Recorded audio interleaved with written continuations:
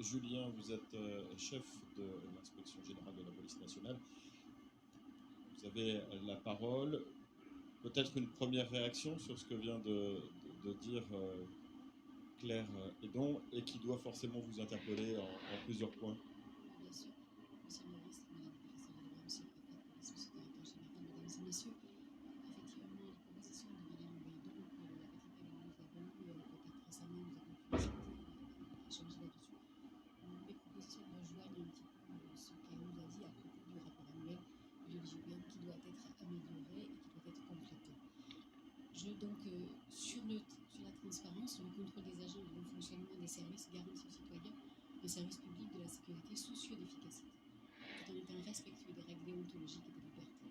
C'est une activité indispensable devant contribuer à consolider le lien de confiance de la population dans sa police et ainsi renforcer sa légitimité. Le premier contrôle sur l'activité quotidienne des agents va être exercé par la hiérarchie. La direction de police et l'IGPN exercent un contrôle de second niveau pour les affaires les plus sensibles.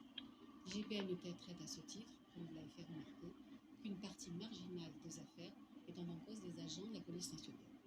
Si l'IGPN n'en a pas l'exclusivité, elle en a la responsabilité, puisqu'elle contrôle les directions, les services de la police nationale et de la préfecture de police. En ce sens, elle est la première à devoir répondre à l'exigence de transparence de l'action de la police nationale et du contrôle qui en est fait. Depuis 2012, l'IGPN s'est profondément réformée et a créé des outils au nom de la transparence et de l'obligation de rendre compte. Le TSUA, le traitement du suivi de l'usage des armes, le RBD, le recensement des blessés, des particuliers blessés ou décédés à l'occasion de missions de police. Ces deux outils, dont les résultats sont présentés dans le rapport annuel, font l'objet d'analyses et sont remis en direction. Et d'ailleurs, cette année, nous avons été très exhaustifs dans la présentation du rapport annuel, notamment pour les présentations des décédés à l'occasion des missions de police. Ils peuvent encore faire l'objet d'améliorations dans le détail des informations qu'ils fournissent. L'IGPN également a ouvert son service largement à des personnalités extérieures, magistrats de l'ordre administratif, contractuels professionnels du management. Et depuis 2021, nous avons avec nous Christophe Soulès, l'ancien directeur de l'Observatoire national de la délinquance et des réponses pénales, qui nous apporte ses compétences et son ouverture d'esprit. Nous réfléchissons également à intégrer dans cette ouverture des juristes qui pourraient être associés aux enquêtes administratives prédisciplinaires.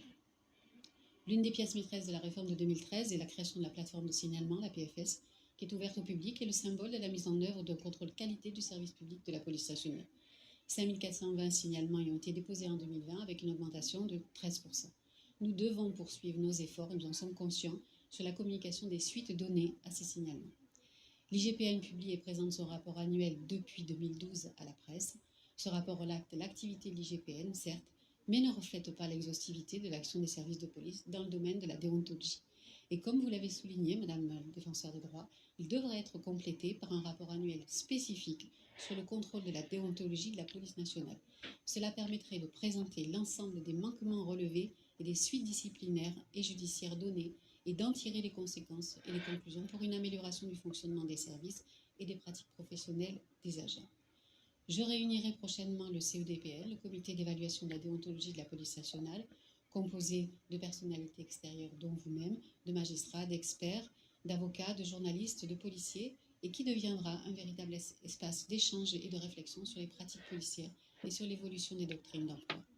Nous avons conscience que l'attente de transparence est forte et légitime. Nous devons certainement le faire plus et mieux, notamment en termes de communication, de devoir de compte rendu du chef de l'IGPN et d'ouverture.